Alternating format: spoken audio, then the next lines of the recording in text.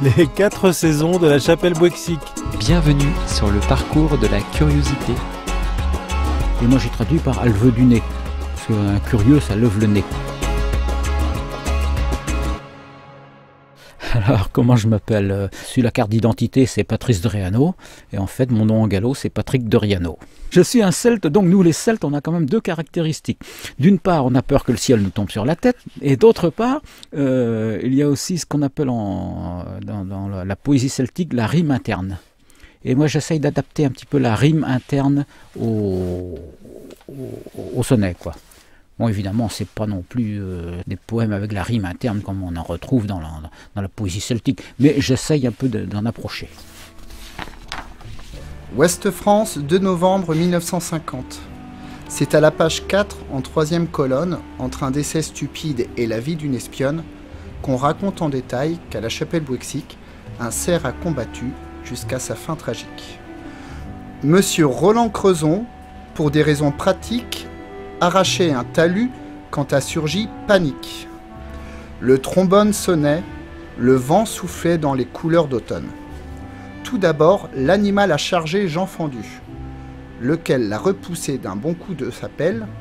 Après un volte-face, le pauvre a descendu le talus. Les chiens l'ont attrapé. À l'appel du sang, ils ont mordu, et lui s'est défendu. Puis n'est resté au sol qu'un grand cerf étendu. Alors, dans les traductions, donc j'ai essayé d'approcher, je dirais, le parler de la chapelle. J'ai fait appel à Christophe Simon de Si Bel et Si Bain, qui lui connaît un peu mieux le gallo d'ici et qui peut donc m'orienter davantage de façon à ce que j'approche un peu plus quand même du gallo de la chapelle, quoi. Christophe Simon. Il y a des membres de Si Bel et Si Bain. C'est une consortée, comme on dit, une consorterie, une association sur le gallo, de Montreux qu'on peut tout faire en gallo, mais tout le monde souvent on dit ça au niveau des galops, on peut tout dire et tout faire. Parce que souvent on dit que le gallo c'est rien que pour causer des bêtes et, et des vaches et des balunas. C'est pas vrai? Non. On la prouve un matin, tantôt plutôt.